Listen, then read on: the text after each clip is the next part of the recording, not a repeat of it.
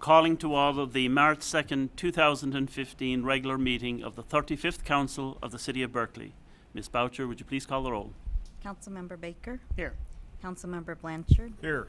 Councilmember Edgar. Here. Councilmember Kadekel. Here. Councilmember Stedman. Here. Mayor Pro Tem Turbrack. Here.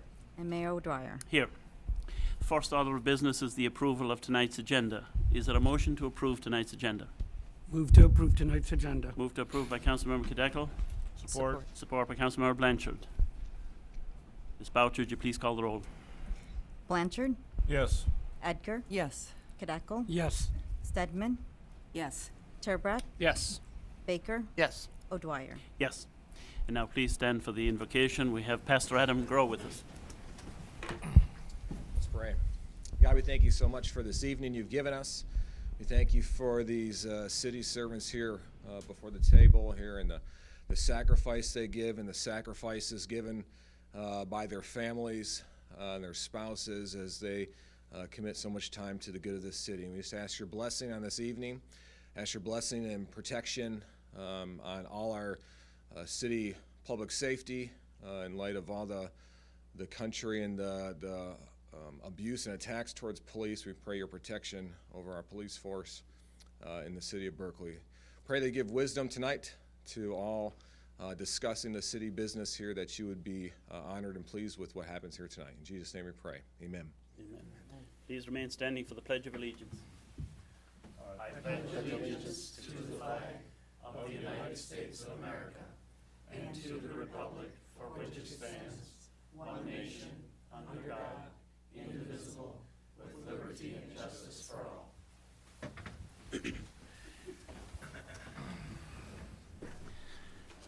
And now we come to the citizens' comments portion of tonight's meeting, when you may present your thoughts on issues not on tonight's agenda. Council members will not engage you in discussion. If your concern needs to be addressed by a member of city staff or a department of the city, please sign your name on the sheet provided at the clerk's table. You may speak on a specific agenda item when it is being discussed. When you come to the microphone, please state your name and city of residence.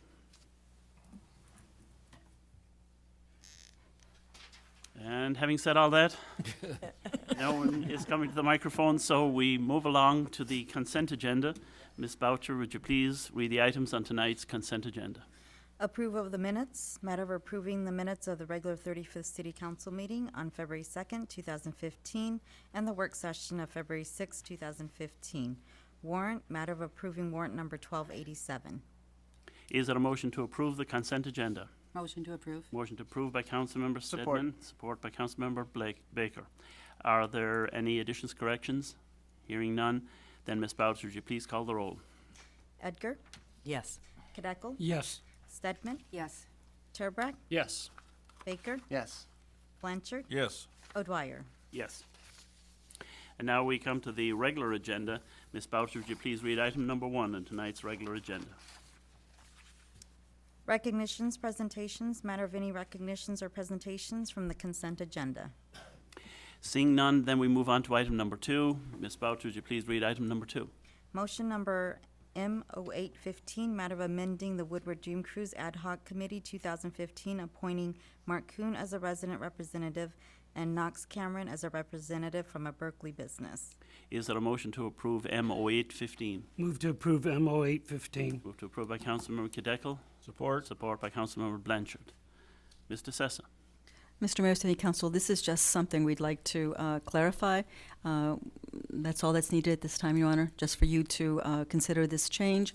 We are recommending that you consider it. You may recall at the last one, we had Mr. Kuhn designated as a business representative. He's really more of a resident, and so we decided to switch, and this way Mr. Knox can come in as a business rep. So that's all we're doing, Your Honor. Very good. Any discussion on this item? Seeing none, Ms. Boucher, will you please call the roll on M0815? Kadekel. Yes. Stedman. Yes. Turbrack. Yes. Baker. Yes. Blanchard. Yes. Edgar. Yes. O'Dwyer. Yes. And now, Ms. Boucher, would you please read item number 3? Motion number M0915, matter of appointing Jeremy Cohen to the Beautification Advisory Committee. Is there a motion to approve M0915? Motion to approve? Motion to approve by Councilmember Edgar, Support. support by Councilmember Cadeckel. Mr. Sessa. Yes, under this item, Your Honor, I'm very pleased to recommend to the City Council Mr. Cohen for appointment to the Beautification Advisory Committee.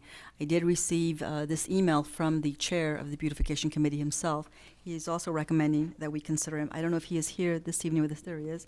So perhaps he can come and introduce himself to the City Council. But just very briefly, to Mr. Mayor, City Council, and to members of the public, Mr. Cohen is an automotive quality engineer. And he has been a resident of the city of Berkeley for a little over a year. And his primary interest for joining this committee is he simply wants to, I guess, become involved with things that involve our community, obviously. And so this is his primary reason for joining us. And with that, I'd like to ask him to come up and introduce himself and maybe say a little more. And with that, Your Honor, please know that we are recommending Mr. Cohen for your consideration. Thank you. Welcome. Hi. Welcome. Thank you.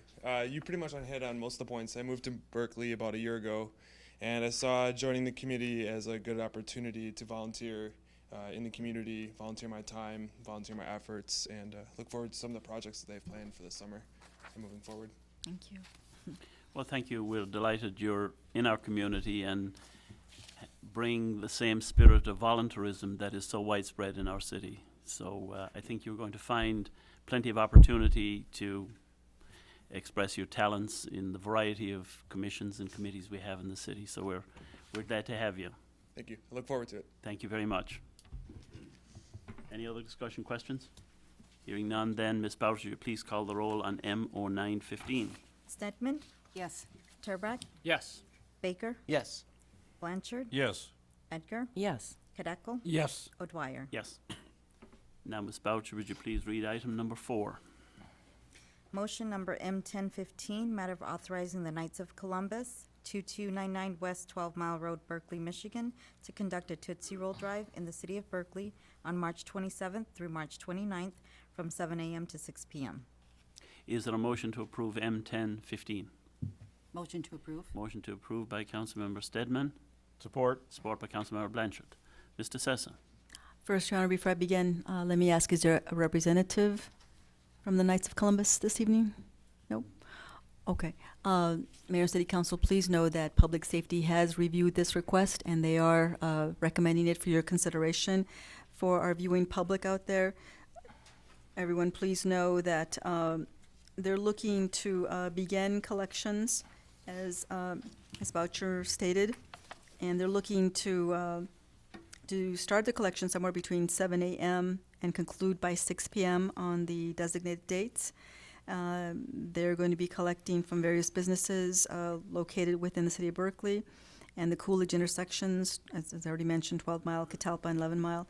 And it's a statewide fundraiser, and they're using it to help those that are less fortunate. We do have a letter in your package from Mr. Irwin for your consideration. We are recommending this for the City Council. I know that we've done this in the past, and unless Chief Eshman has anything else to say. Chief? I'm sure you're all familiar with this annual event. No one could dispute the charitable nature and the need for this, the urgency. I would just like to add that in this event, there has always been lawful participation by the collectors. They're orderly, they're compliant, they wear vests, and I would like to point out that the intersection of 11 and Coolidge, they will only be permitted on the north side, Very good. just in our jurisdiction. Exactly. Okay. Any questions for Chief? You answered my question. There you go. Very good. Well, thank you, Chief. Thank you, Chief. Hearing no discussion, then, Ms. Boucher, please call the roll on M1015. Turbrack, Yes. Baker, Yes. Blanchard, Yes. Edgar, Yes. Kadeco, Yes. Stedman, Yes. O'Dwyer. Yes. And now, Ms. Boucher, would you please read item number 5? Motion number M1115, matter of approving the purchase of a 2015 Husqvarna road flat saw at a total cost of $26,600 from Detroit Diamond Drilling of Detroit, Michigan. The expenditure is chargeable to account number 101-441-982-000. Is there a motion to approve M 1115? Motion to approve. Motion to approve by Councilmember Blanchard, support by Councilmember Stedman. Mr. Sessa. Council, since our Director of Public Works is here with us this evening, I'll turn it over to him so he can explain the purpose of this machine. Thank you. Good evening. Before you tonight is a road flat saw purchase approval. So this is a saw that we utilize to saw cut the road prior to placing a patch, which we will certainly be busy doing in the spring after the water main break season.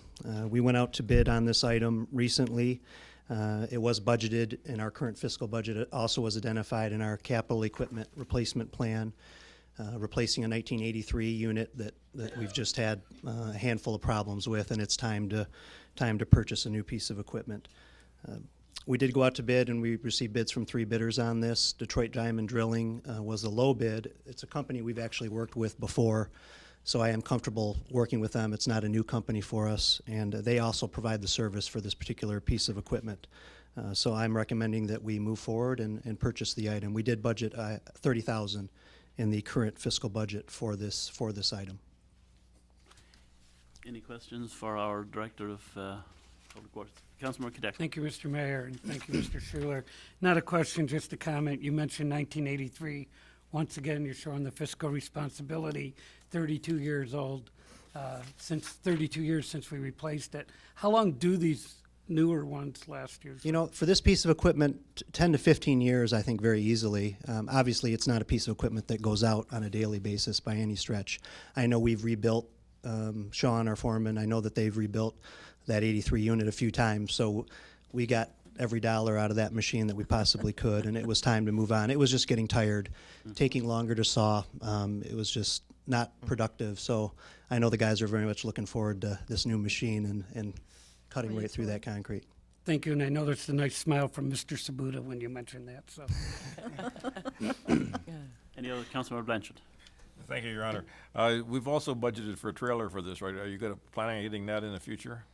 I am thinking we're going to purchase a trailer as well before the end of the fiscal year. Sean, our foreman, is going to look into some options for that.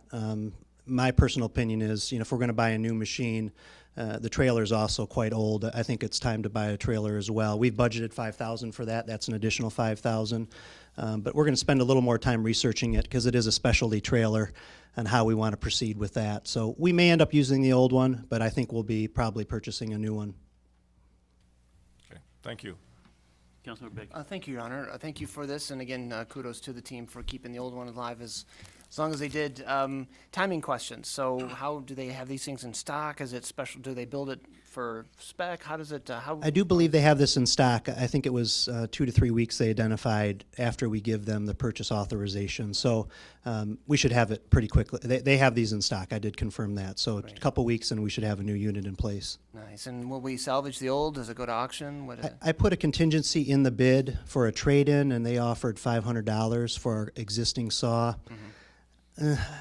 I think we might be able to do better at the public auction for it. So I think our plan right now is to probably take it to the public auction and see what we get. I think we can always have a fallback on this, but clearly it's an older unit. It's probably going to be used for parts if we sell it to the manufacturer, but I think we're going to take it to the public auction and see what we can get for it. Nice. Thanks. We got any other questions for Mr. Schuler? Seeing none, then Ms. Boucher, would you please call the roll on M 1115? Baker, Yes. Blanchard, Yes. Edgar, Yes. Kadeco, yes. Stedman, Yes. Turbrack, Yes. O'Dwyer. Yes, Thank you. thank you. And now, Ms. Boucher, would you please read item number 6? Resolution number R0815, matter of considering an approval of the interlocal agreement for the Oakland County Tactical Training Consortium. Is there a motion to approve R0815? Motion to approve. Motion approved by Councilmember Blanchard with support by Councilmember Edgar. Mr. Sessa.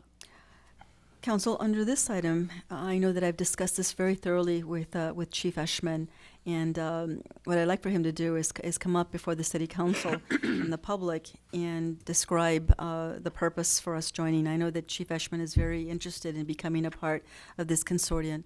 Also, please know that our city attorney has reviewed this agreement and he's approved it. As a matter of fact, he's very familiar with this association, and he too recommends it for the council's consideration. So with that, I'll turn it over to Chief Eshman. Okay. The Oakland County Tactical Training Consortium, known as OCTAC, is a group of law enforcement agencies. The function of the consortium is to provide standardized tactical training. Among countless other responsibilities, Detective Lieutenant Michael Crum is our training coordinator. He initiated this involvement in the consortium. Let's dance. Hide behind him, but it didn't work. You ready? I'm here for any questions, or if you wanted me to fill a little more If in you on give it. us a quick little summary. Okay. Please. OCTEC it's nearly 30 organizations, police organizations, law enforcement organizations in Oakland County. They join together so that we train on the same basis. So if an incident were to happen in a school or another area, Berkley could send 2 or 3 officers to help a neighboring city, and we'd all be trained the same. So we would know what to expect. When they gave us a certain order to do, they would know that we were going to do it the way that they expected it done. And in turn, it would be for our city as well. If we were to call, we would have officers from the surrounding area coming, and we would have enough people to handle the situations, whatever were to come up for us. So Would all our officers be trained in this then? they will. OCTEC has several things they kind of focus in on, and one is like an active shooter response. All right. Another is a small squad tactics. So if we were to have an incident with a large gathering of people we had to try to control. The active shooter response training is scheduled for April. They have 8 courses. It's a 2-day course in April. They only offer it once a year. So if we miss it now, we have to wait till 2016. And with the help of our union, we were able to get it where all of our officers will go. It won't cost any overtime, and the classes are free. So it's a win-win for all of us. At the end of it, all of us will be trained. Now, in addition to the training, there is a board of directors, Correct. and we will have one representative on that, and that's the chief. Is that it? The chief is our rep. Right. He can designate that for certain meetings, but he will be our representative for the city of Berkeley. Very good. So we have one vote on proceedings. Correct. Very good. Mayor Pro Tem Terbrack. Thank you, Mr. Mayor. This is more of a clarification, so no questions for you. Okay. As you mentioned, the classes are free, but there's no cost to join Correct. either, and there's no annual dues. So Correct. there's nothing that the city has to put out at all to join this consortium. Thank you. And if I could, if it's all right, this is a grant-funded organization. So the grants come from both the federal government and the state, and whatever they provide a grant for is what we will then train for or do through the grants. Okay. So. Thanks. Very good. Councilor Blanchard. Thank you, Your Honor. Just please clarify, I think there's a little bit of confusion between OCTAC and SWAT. They're Okay. both organizations that work with a consortium, groups of police. Yes. But explain what they do that's, SWAT's a little more in detail. We are not training our officers to be SWAT officers through OCTAC. It's a different response than what SWAT uses. SWAT uses a lot more gear, a lot more toys, I guess. And we are just trained to handle things at an officer level, to quickly handle things until it's at that time in between, until we can get the SWAT organizations there. But it's teaching officers to how to respond to these things quickly and safely as possible. thank you. That handle? Yep. That, Jack? Thanks. Yep. Very good. Any other? Councilmember Edgar. Thank you, Mr. Mayor.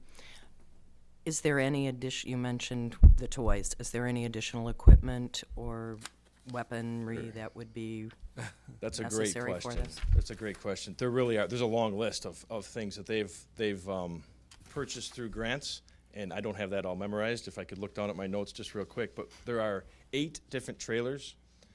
These trailers carry.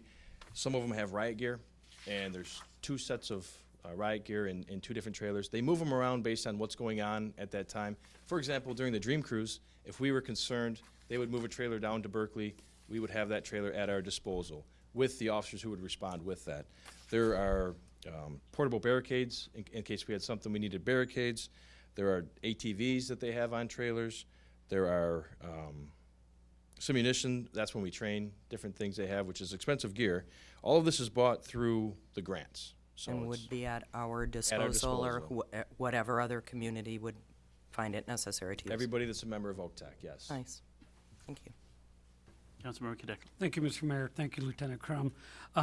After they complete their training, is there follow-up training throughout the years, or is there, what type of continuation do they have for this program? Very good question. Active shooter response will be in April, and what they suggest is every 2 years you come back for a refresher. The refresher is not as long as the initial training. That refresher training is also free. So looking 2 years in the future, we may have some additional training to go to just refresh. Small squad tactics is the other training they provide. That's not been scheduled yet, but they're talking about this summer, maybe into the fall. That's something that lasts, again, 2 or 3 years, and then you have a shorter refresher. There's also some training for supervisors. The individuals doing the training is a little different than the person outside trying to direct what's going on. So they have additional training for supervisors that would come after the initial training. Thank you. Thank you. Thank you. Councilmember Baker. Thank you, Your Honor. Thank you for this. This sounds terrific. A timing question again. Okay. Is this, would we be members in perpetuity, or does this come back on an annual or semi-annual or twice? How, just curious, once we're in, are we in forever, or do we have to come back? How does that work? There's a process to get out. Process So to get out. It's like Everything Hotel has a California, process. right? So, yeah, you're in. And if you want to get out, there's a process that's detailed inside of the packet. Yes, I will I read admit, that. I didn't really look at that thoroughly at this moment. I apologize. I know that it is a vote, again, to get out by our members here and then through the organization itself, so. Right. Yeah, good, thanks. I picked up that same kind of thing as I was reading through it as well. I saw about the process to exit, and hopefully we'll never need to exercise that, but I'm hoping, at least in my career, we don't have to do that, right? So, but it just wasn't exactly clear if this was and whatever it is, it sounds like, you know, we will get our we will get benefits every day we're in it, so Absolutely. certainly look forward to wherever this takes us. Thanks. Thank you. Thank you very much. Thank We listened at our last Oakland County Mayor's meeting to a very nice presentation by the sheriff. And he indicated that the trends in crime now worldwide can arise anywhere in quiet, smaller places. And so we have to be prepared for those kinds of occurrences. And the county has done remarkable work through the Office of the Sheriff. And I know that our Department of Public Safety has a terrific relationship with the Sheriff. And so this is a very good opportunity for us to participate and grow and learn and be part of what's going on across the county. So I'm very proud of our leadership to put us in place for this. On that note then, Ms. Boucher, would you please call the roll on R0815? Blanchard. Yes. Edgar. Yes. Cadeckel. Yes. Stedman. Yes. Turbrack. Yes. Baker. Yes. O'Dwyer. Yes. And now, Ms. Boucher, would you please read item number 7?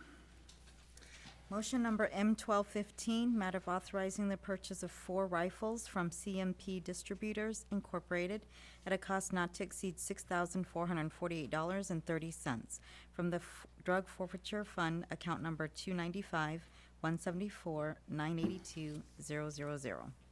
Is there a motion to approve M1215? Motion to approve M1215. Motion Support. approved by Councilmember Blanchard, support by Councilmember Cadeckel. Mr. Sessa. You know, Mr. Mayor, keeping in the same theme that you mentioned, public safety departments today are dealing with issues that they'd never had to before in the past.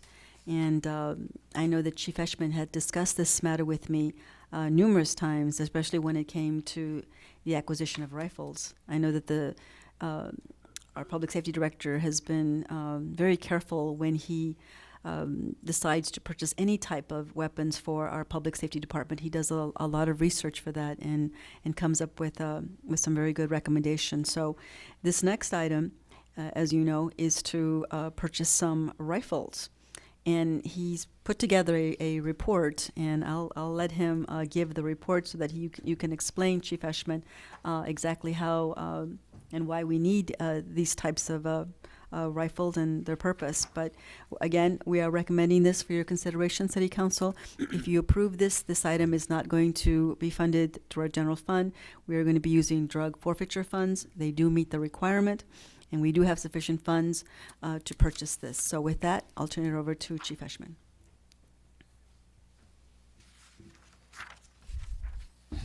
This kind of follows the last item. The last agenda item addresses the need for training. This is the need for the equipment. Unfortunately, police-involved shootings are changing. The scenarios now are much more often involving lengthy shots, more populated environments. The need for accuracy is multiplied many times under these scenarios. Unfortunately, schools seem to be a location of choice for these nuts.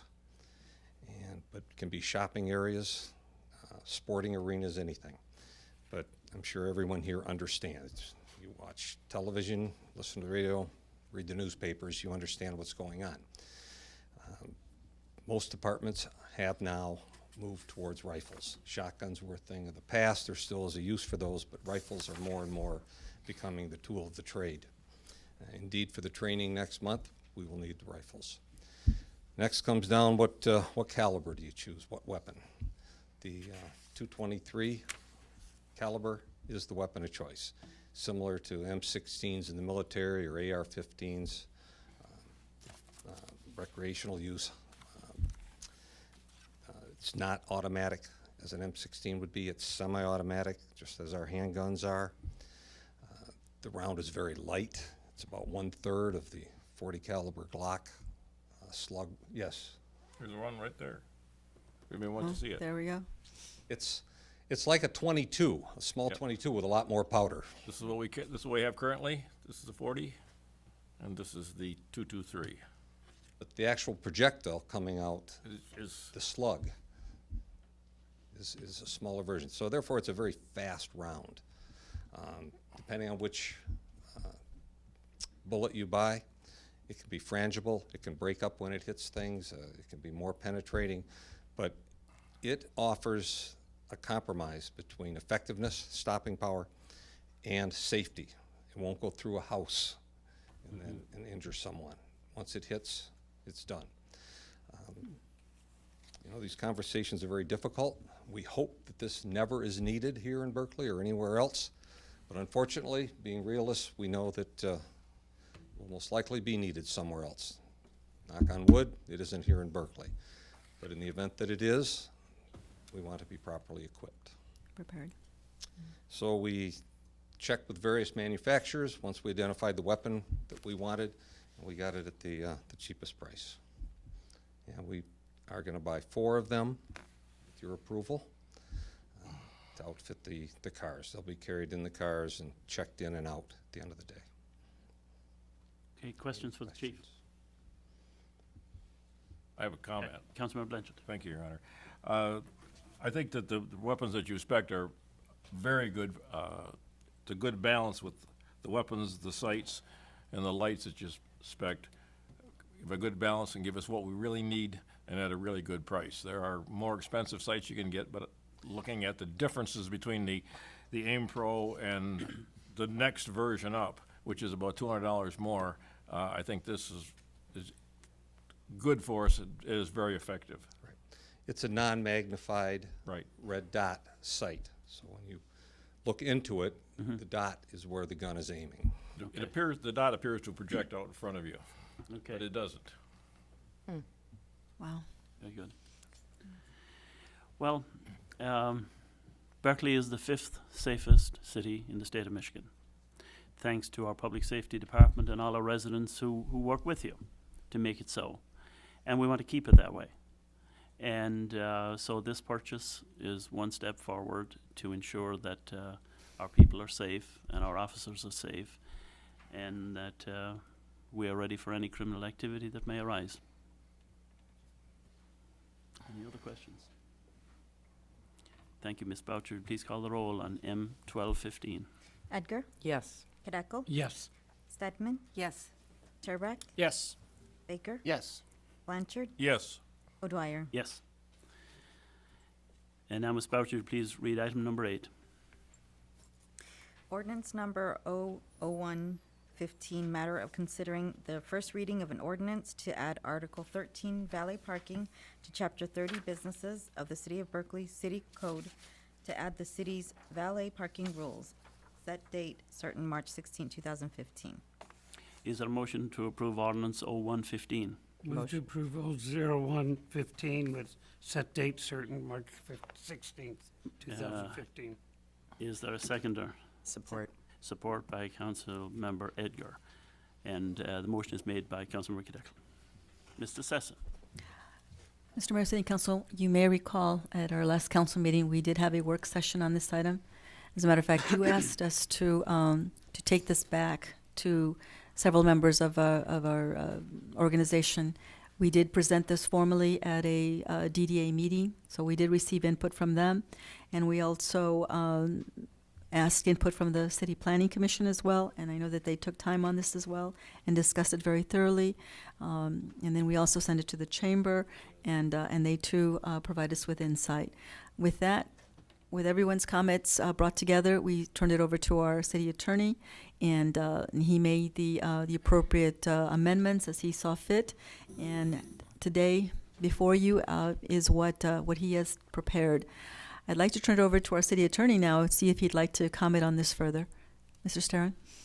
Certainly, as Manager DeSessa indicated, we did get some good, meaningful input from our planning commissioners and our DDA. A lot of that had to do with more of the verbiage than substantive changes, but some very good suggestions, just make some of the language plainer and clearer and crisper.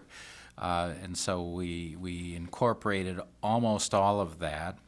And then also, as was again mentioned at your last meeting, or maybe it was two meetings, so I'm not quite sure, but when we talked about this ordinance at a work session, it's been under consideration for a long time, but that was our first opportunity to talk to council about it. And there were two principal areas. The council was generally satisfied with the ordinance, but there was two principal areas that you wanted some further work done on, and so I just wanted to address those. One of the concerns that we talked about was about valet parking that may use one or more of our public parking lots, and how do we want to deal with that? And our discussion ranged from nothing at all to prohibiting it, and what we ended up doing was simply making, not prohibiting it, but if a public parking lot is going to be used for valet parking, then that's something that will need a valet parking permit. And the city can look at it on a case-by-case basis and decide whether to allow it and pursuant to what conditions or restrictions. And the way we addressed that was right up front in the definition section. It used to be public right-of-way, and now we use the term public property or right-of-way, and so we include not only our public roads and rights-of-way and sidewalks, but also public parking lots. So anyone who does seek to use any portion of a public parking lot for valet parking will be subject to the ordinance and will need to get a permit. Another concern that council talked about and deliberated over was the last draft you saw provided for an annual permit for valet parking. And it also included an exemption from the ordinance for special one-time events being held at a residence. We were thinking in terms of, people have parties or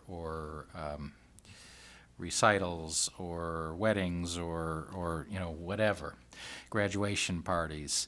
But the question came up, well, what about businesses that that do that. I mean, some businesses have ongoing valet parking, others may have one-time special events too, where they want to have the valet parking. And what we ended up on, as opposed to having an exemption for that, we created or established through this ordinance, in addition to the annual valet parking permit, you can get a daily permit.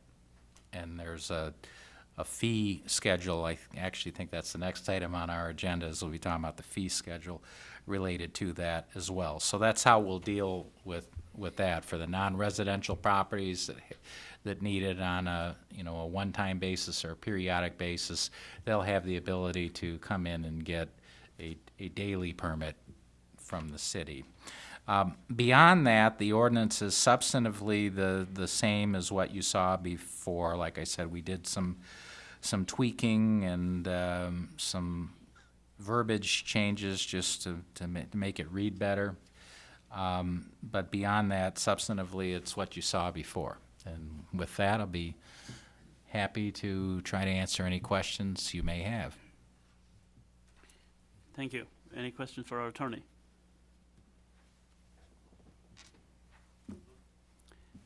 Very good. Any comments from the audience? Hello, Council. My name is Kurt Catello. I'm a partner who owns Vincetta Garage, Car Bar. My partner and I own 960 Oxford, 972 Oxford, 984 Oxford, 996 Oxford. We own 1046 Eaton and 1010 Eaton, which has been converted into a parking lot. We provide valet parking on a daily basis at Vincetta Garage. I don't know of any other businesses in Berkley that provide valet parking on an ongoing basis. Perhaps I'm wrong, but I don't believe there's any other business in Berkley that provides valet parking on a daily basis, which is why we were a little surprised to have learned secondhand about this ordinance in the first place. It came to our attention recently, so you'll have to forgive me if I'm not well versed on the intricacies of what you've been working hard and paying your attorney to create. I appreciate that you've created these work sessions, and we watched one of the work sessions. I know that City Manager DeSessa mentioned that there was one business that you hadn't had a chance to reach out to, and I understand you're very busy. That was our business. That is me. Everybody has my mobile number. We're very reachable. We're owner-operators. We're here. So forgive me if I don't really understand this ordinance. What I do understand is that this ordinance is designed to speak to Vincetta Garage. That's the elephant in the room. I have little doubt about that. When I watched the work session and Councilmember Blanchard started to ask questions about will this apply to that area along Woodward at, which is 27799 Woodward Avenue, I understood that this was very targeted at us, that the bullets that were going to be designed in this ordinance were to kill a very specific elephant, and that elephant is Vincetta Garage. We've dealt with a lot. We've tried to do all we can, and we understand that the ground beneath us has been changing. It changed from the moment we opened when a right-of-way off of Woodward Avenue was barricaded, a right-of-way that had been there since Vincetta Garage opened because it was a public safety concern. We understood. I believe we paid for the curbing to block off that entrance, which had been there forever. That right-of-way, that flow had survived the oil embargo, and it survived the oil crisis, it survived everything, but it couldn't take the hamburgers. We understood that. We understood it when the alleyway was changed from 2 ways to 1 way. It's a very valid public safety concern. It made it more difficult for valet parking. We absolutely understood it. When the alley was then changed so you couldn't turn right onto Oxford as you exited, we understand that's a great way to keep traffic from circulating through the neighborhood that deserves to be preserved as a bedroom neighborhood. We absolutely understand it. But to me, this valet parking ordinance is another issue of you trying to tie the trunk of this elephant so it can't get food, to prevent blood, the cars, these people coming to your community to spend money, from getting to our business so that they can do what they want to do, which is spend their money in Berkley for our food. This ordinance should be considered carefully because it's very vague, in my opinion, and I know that at the end of the day, it's a hunting license for a very specific elephant, and the elephant is Vincetta Garage. I believe that the ordinance is to launch ordinance on our coordinates, to use some of your language, Mayor. But I really believe that it should be thought carefully because it speaks to one business that has complied as much as we can to this point, and Valley Parking was a casual compliance that I believe was part of a request that we put in for outdoor seating. I don't know of the obligation we have to provide Valley Parking. It's an expensive service that we're happy to provide. It's over $54,000 a year out of our pocket for Valley Parking. I can't think of an instance where Valley Parking has had an issue with your public safety department, police department. They understand that they are to do whatever is told to them by the community. We get that. Why this additional regulation needs to be put on them, and this licensing, which in my opinion is vague, should be put on them, is a question that I have, because all that I want to do is to protect the elephant, and I can't put it on a leash and walk it down Woodward Avenue any further. It lives here, and it's lived here since 1919, and I ask you to consider this for what it really is, not for what these work sessions are pretending it has been. Thank you. Thank you. Mr. Attorney, are we the only city that has an ordinance or is developing an ordinance regarding this matter? No, many do. Of course, I knew that. Are there any other discussion items to be brought? Mr. Attorney. May I just clarify something? Is I just want to try to address some of the points, or at least a couple of the points that were just raised. There is nothing in this ordinance that's prohibitive, okay? This does not prohibit valet parking, really quite the opposite. Exactly. It permits it, but the intent of it is to try to have a mechanism whereby the city can oversee and make sure that the valet parking plan or scheme is something that is well thought and is not going to create problems such as some of the problems we have seen with backups on public roads, use of residential streets, blockage of sidewalks, not really knowing or being kept informed where the valet parking areas are or where they've been discontinued. These are legitimate public safety concerns that the city has for its residents as well as its businesses. Again, it's not intended to be punitive, it's not intended to be prohibitive. Quite the opposite, just to have some regulatory mechanism whereby we can keep track of these things and hopefully avoid problems and even assist and involve the police department right at the public safety department right at the front end and helping to plan how these activities go. Yes, there is a fee associated with it that we'll be talking about in the next item, but I think when we talk about it, we'll be seeing, again, there's nothing punitive or prohibitive about that either. It's actually a fairly nominal fee given the amount of effort and resources that the city will be expending on administration of this ordinance. So I just wanted to get that out there so that there's no misconception. You know, far from being prohibitive, there are many instances, including the situation that Mr. Catello was speaking to, where the city's very much in favor of valet parking and views it as a very economical and efficient way to handle the parking. But like anything else, when it's done correctly, it works well. When it's done incorrectly, it creates problems. Not suggesting that that's what's been going on, but what this ordinance is intended to do is to try to make sure that it is done correctly. Very good. Thank you. Councilmember Blanchard. Thank you, Your Honor. Mr. Attorney, question.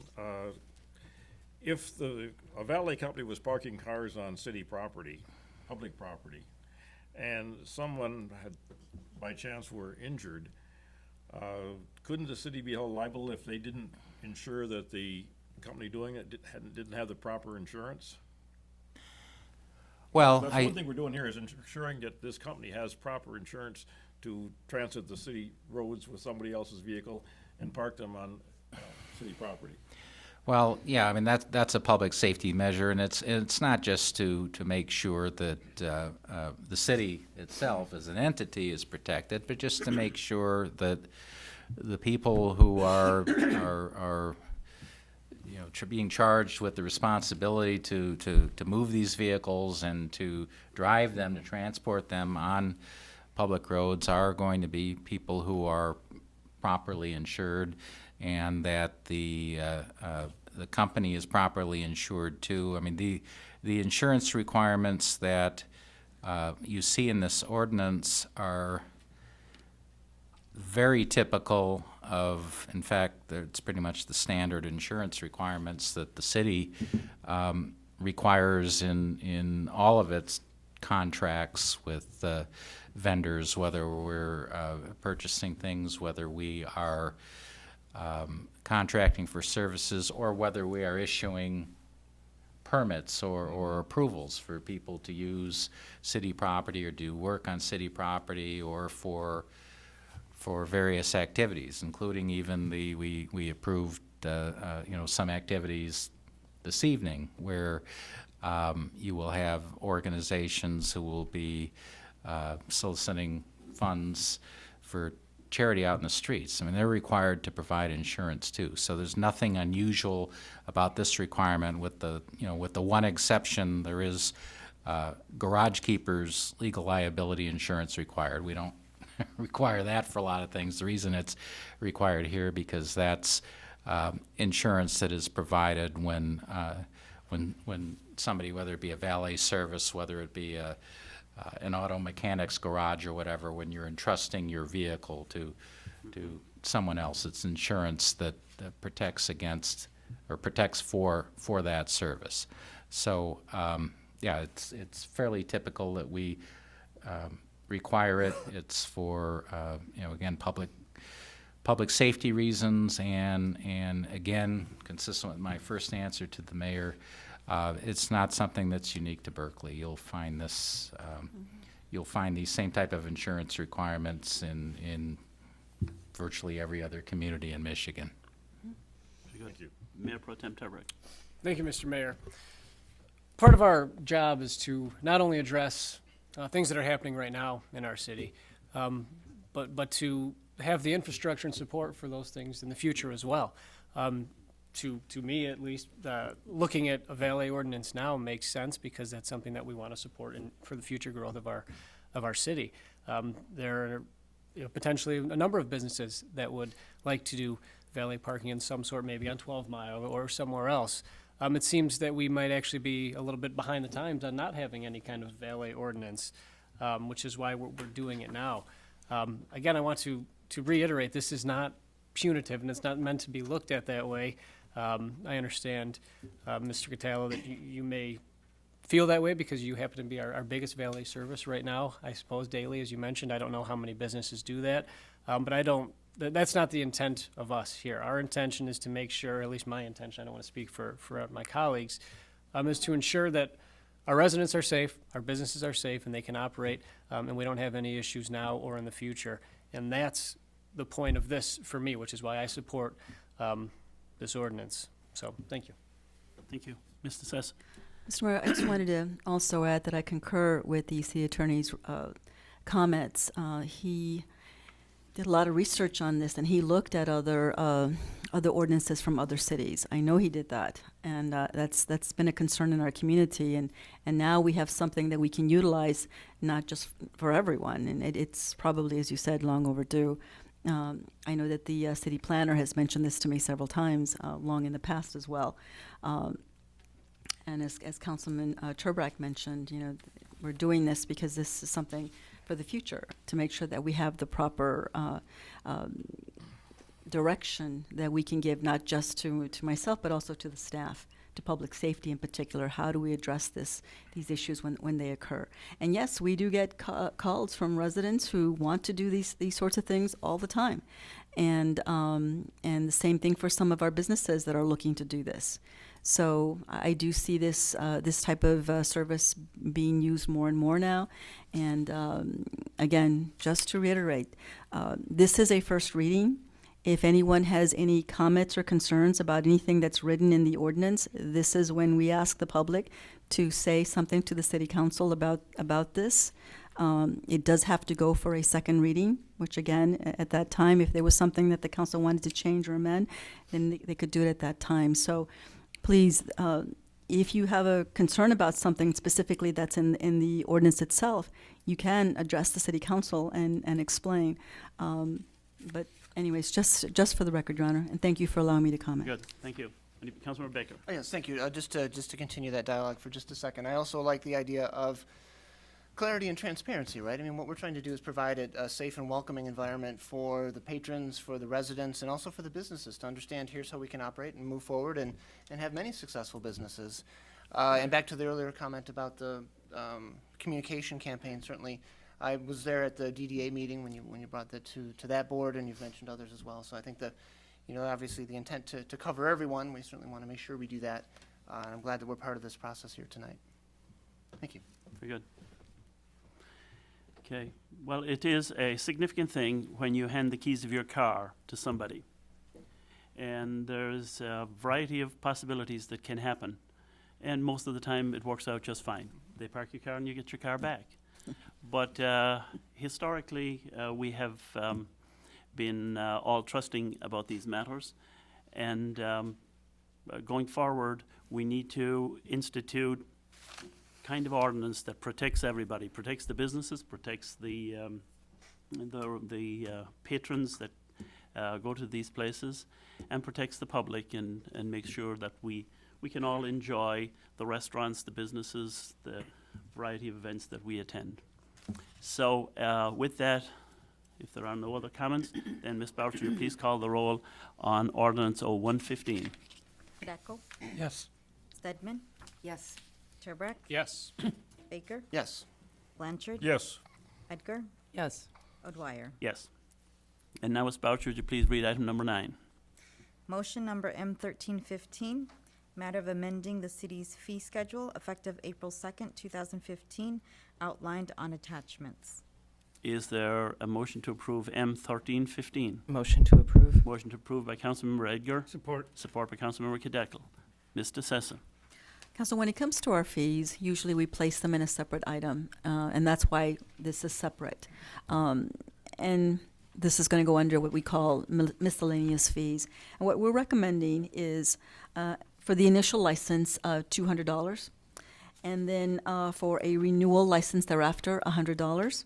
And then if anyone needs some type of special valet license, say for a daily rate, we're looking at $50. Now, I asked our city planner to come up with these numbers. It's sort of similar to what other cities are around us. It is used so that we can recoup some of our costs. Again, depending on the situation, I don't believe that we're going to be able to recover all our costs with these types of fees, but I do believe that they are reasonable, Your Honor, and City Council. And so we do recommend them. Any questions for our city manager or discussion on this fee schedule lineup? Seems reasonable. Very good. Then Ms. Boucher, would you please call the roll on M1315? Stedman, Yes. Turbrack, Yes. Baker, Yes. Blanchard, Yes. Edgar, Yes. Kadekel, Yes. O'Dwyer. Yes. And now we come to the communications portion of tonight's meeting.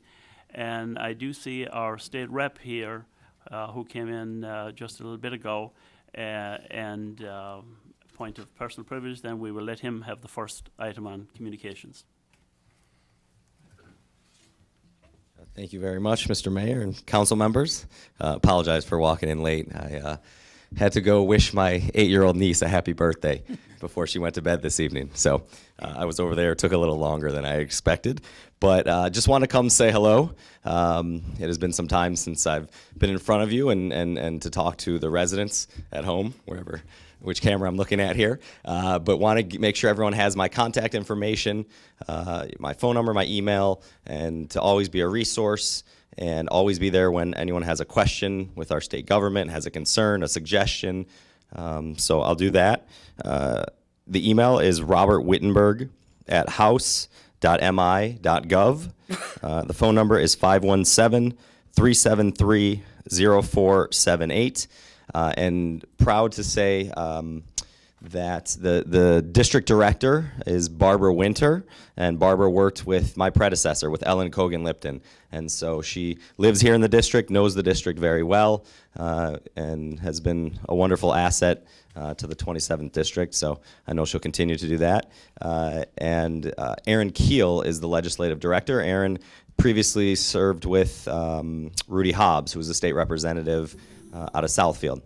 And both of them are wonderful. So between the three of us, we hopefully will be able to answer all questions and address any kind of concerns. Little update on what's been going on in Lansing.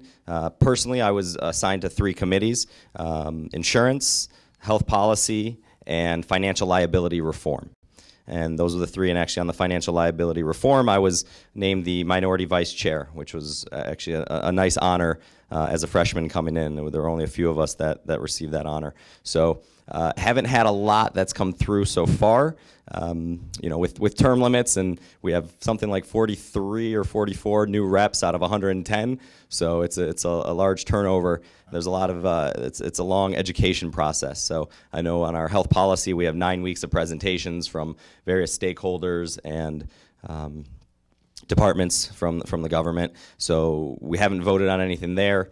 On our financial liability reform, we voted on one bill so far, and we'll meet as necessary. So if there's a concern that relates to any one of those topics, let me know. Obviously, if there's concerns about anything else, let me know.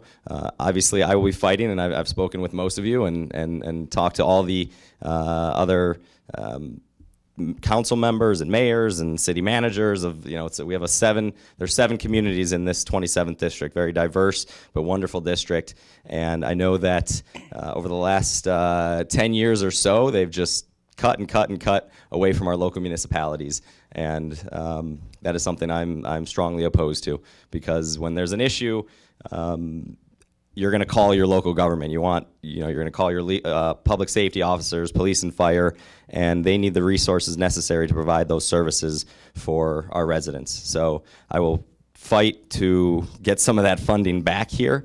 You've done a wonderful job with what you have, and I appreciate that, and look forward to working with all of you and all the residents at home. And if there's anything you ever need, please don't hesitate to call, email, and reach out. So just wanted to give you that update. I'll try to check in periodically, hopefully once a month or so.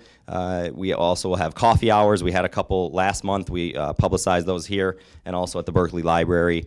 We're going to try to do at least a couple of those every month so that residents can come there as well. So if anyone has any questions, happy to answer any questions, and otherwise look forward to working with all of you, that's for sure. Thank you. Thank you for being here. And now, next is the Mayor Pro Tem, Dan Turbrick. Thank you, Mr. Mayor. A couple of items coming up in the Parks and Recreation Department. First, Saturday, March 7th, which is this Saturday from 6 to 7, we have our cartoon theater, which has just continued to grow in popularity, and it's a great night. The kids certainly enjoy it. Again, that's Saturday, March 7th from 6 to 7. The cost is $8 per family, or $3 per adult, $2 per child. So get everybody together and just pay $8, and saves everybody some money. You'll have a great time.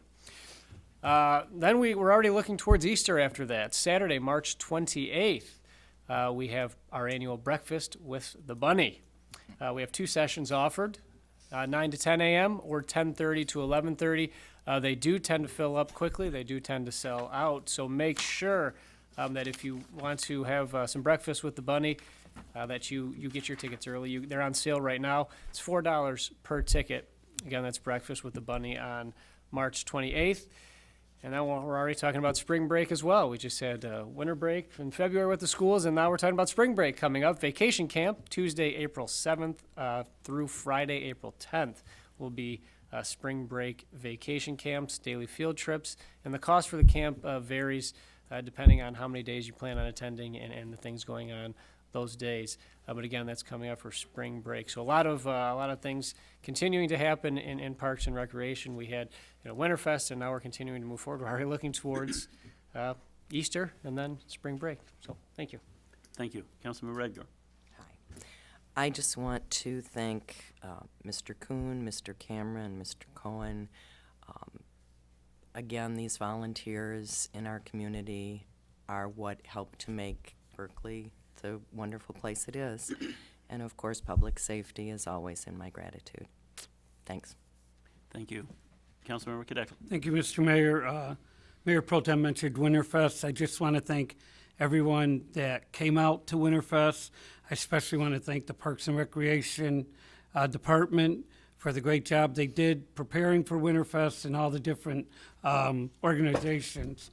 I know we had a screen eye test just for little kids, and we did 48 kids. So it was really an exciting time, and the weather cooperated. Again, I want to thank the DPW. Talking to them at midnight, talking to them in the morning. They're out there doing those water mains in freezing cold, and I can't thank them enough for the work they're doing. I mentioned it at the last council meeting. I'll probably mention it at the next one, but a reminder, today I have a prop that we are having through the Berkley Lions Club, Supreme Court Justice Richard Bernstein coming to speak at Farina's on March the 23rd at 7 p.m. He is going to speak on overcoming challenges. You can do it. And we're really getting a good response already. The flyers have gone out. The publicity has started. I would recommend you get there early. Again, that's March 23rd, 7 o'clock, and this is being put on by the Berkley Lions, Farina's Banquet Center, and refreshments will be provided by Shambam Eye Specialists. Hope to see you there. Thank you, Mr. Mayor. Thank you. Councilmember Baker. Thank you, Your Honor. I'd like to continue the gratitude to our Public Works folks. Saw the notes, even a couple more water main breaks just in the last 24 hours. It's absolutely amazing. Not only the work that they do, but there's no time when they won't respond and take the call. So that is fantastic. Those the frequency of these water main breaks continues to. It seems like it continues to increase, and that just reflects the age of the infrastructure we have and the needs that we have to help look at this infrastructure. It's going to be interesting times ahead as we look at the streets. We mentioned earlier about the condition of the roads and things. We have to also consider what's going on underneath those streets. And speaking of streets, obviously the damage many of us are starting to see, from the freeze thaw, all the kind of different cycles.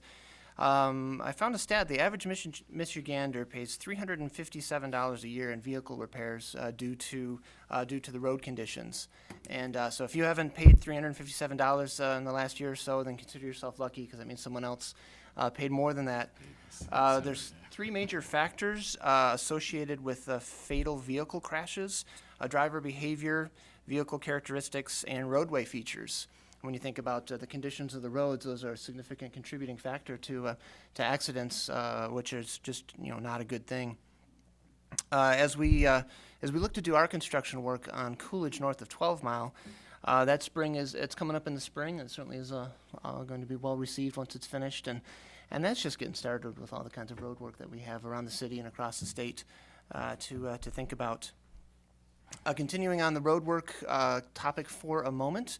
A couple weeks ago in mid-February, there was a series of public hearings and workshops with the Woodward Avenue Action Association, looking with our partners just to the south of us here in Pleasant Ridge, Huntington Woods, and Royal Oak, talking about the Woodward and I-696 exchange, the whole ditch and all that stuff that goes down and under there.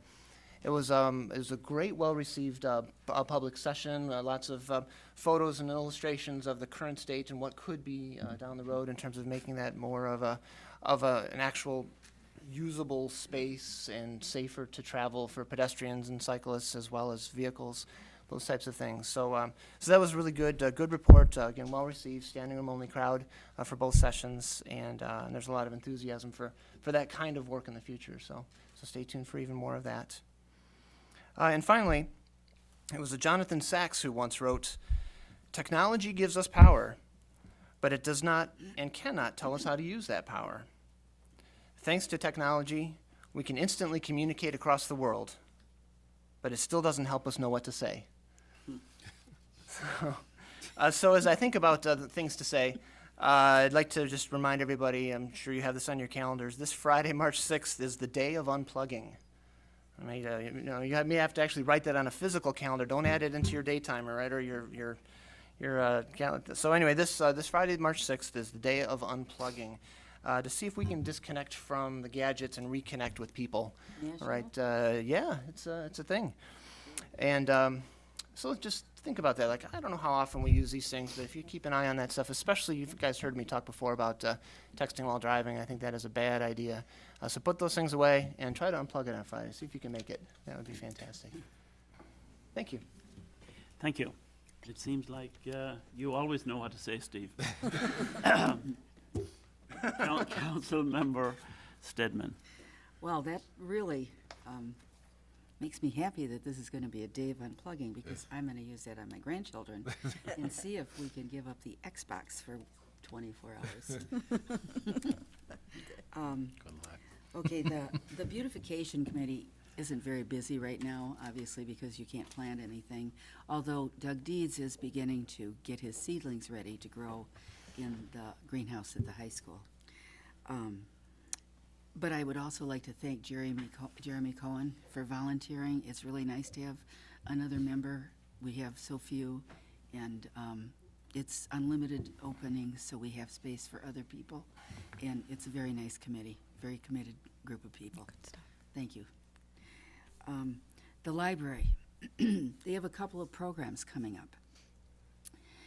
The first one is on Monday, March 23rd at 6:30 p.m. And this one is one that all of you in this room and in this city can relate to. It's called Drying Up Your Home's Wet Basement. And it's presented by Ron Gay, who is a wet basement consultant and author. That's March 23rd at 6:30 p.m. And so be sure and register early. The programs at the library have been filling up, have been really standing room only for all of them. So if you want to go, register early. The other one is Selma in the Voting Rights, and that lecture is by Dr. E. Finkenbein of the University of Detroit Mercy, and that one is on Tuesday, March 24th at 6:30 p.m. Again, a very, very current topic right now. And that's all I have for the library. Thank you. Thank you. Councilmember Blanchard. Thank you, Your Honor. A couple of things from the Chamber. Berkeley Art Bash is coming up. And now they're accepting applications for artists, sponsors, and people that want to get involved with that. So it's a little ways off yet. It's June 13th, but the planning is going on, and they're also working on the possibility of having a restaurant night in the city of Berkeley. Restaurant week in the city of Berkeley, excuse me. So more to come on that. Another topic, March is the 22nd annual observance of Parenting Awareness Month. Parenting Awareness Michigan celebrates parents and caregivers with special focus on March as a Parenting Awareness Month. Parenting Awareness Month is a Michigan initiative to promote awareness, education, and resources through state outreach and local efforts, emphasizing the importance of effective parenting and nurturing children to become healthy, caring, and contributing citizens. Parenting Awareness Month is unique to Michigan and has been celebrated since 1993. Wow. Very good. Thank you. Thank you. Mr. Sesson. Just a few items, Your Honor. You know, this is going to, these next few weeks is going to be extremely busy for staff and I. We're going to be busy putting our budgets together and also doing negotiations, doing those together at the same time. It's going to be very, very, very busy. I'm very glad the public is reading our Facebook messages as it relates to our water main breaks. Although it seems like we're having more than we usually do, believe it or not, it's not quite as many as last year. Believe it or not. But I'm putting together reports so the City Council can take a look at, and you can see the comparisons where we're getting most of them. I just got a report from the Public Works Director, and I plan to forward it to City Council so you can take a look at it. But again, it's our infrastructure. It's aging, and I'm pleased to say that our staff is doing an amazing job, especially during these record temperatures that I don't think any of us can expect. But anyway, so they're doing a great job, and thank you to the public for being patient and for responding to our Facebook page as well. That's very good. Thank you very, very much. Also, just leaving here with a positive message. I'm not sure if I mentioned this, but just in case, I'm going to mention it again. Last year, the city of Berkeley, we qualified for the Bronze Award for promoting active communities. It's something that our city planner had put together. And because we received the Bronze Award, our city is eligible to apply for the Governor's Fitness Award. And 13 cities applied. And we were one of the ones that submitted an application. And I'm very, very pleased to report to the public that we are one of 3 finalists for that award. And I think we're the only city from our side of the world that's being considered, for lack of a better word here, is one of the finalists. So I'm very, very pleased, regardless of whatever we get. I think it's an honor to be recognized and to be one of the 3 finalists in the entire state. It's going to be amazing. I want to thank Ms. Vanson for all her hard work in putting this application together and submitting it. There's going to be some events on April the 23rd, and I'm hoping that both myself and the mayor and Ms. Vanson can attend, regardless of what happens. We want to show that our city is there and we're representative, and we're very, very proud of this nomination. So with that, I'll keep you informed as we move on. So thank you for your time. Thank you. Mr. Sabuda. Thank you, Your Honor. I have nothing this evening. Thank you. Mr. Attorney. Well, Mr. Sabuda stole my thunder. I have nothing to add either. Yeah. Well, thank you. We have had a couple of strategic planning meetings with the department heads, city administration, and the council over the period of the last couple of months.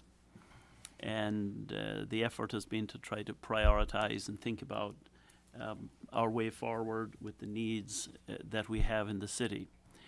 Obviously, roads is one that captures everybody's attention, and we should soon be seeing some effort happening on Coolidge when the weather clears, and we can attend to that one. But we also received a report from engineers regarding our municipal buildings and their state of disrepair, and a variety of options could be considered. And so to evaluate those and even to approach this issue with greater levels of creativity, I have appointed a task force of the City Council. That task force will be an ad hoc committee, will be chaired by Councilmember Steve Baker, and also on that will be Councilmember Eileen Stedman and Councilmember Alan Kadekel. And they will study the variety of proposals, considerations that have been made in the past, and look for newer ones going forward to see what might be done with the state of disrepair. I mean, we spend enormous amounts of money in this city just keeping buildings warm because we're basically heating the neighborhood. And then when it comes to the summer, trying to keep them cool, we're spending enormous amounts of money again trying to cool down the neighborhood. So these buildings certainly need to be reviewed, and I thank Steve Baker for leading this ad hoc committee and the other members as well. It is an important service that you are undertaking on behalf of the council, and hopefully you will bring back to us a variety of possibilities and options. We look forward to the next several months as you engage in that effort. And on that note then, Ms. Boucher, is there a motion to adjourn? Move to adjourn. Move to adjourn by Councilmember Support. Cadecle, support by Councilmember Stedman. Ms. Boucher, will you please call the roll? Turbrack, Yes. Baker, Yes. Blanchard, Yes. Edgar, Yes. Kadeco, Yes. Stedman, Yes. O'Dwyer. Yes. The March 2nd council meeting is adjourned.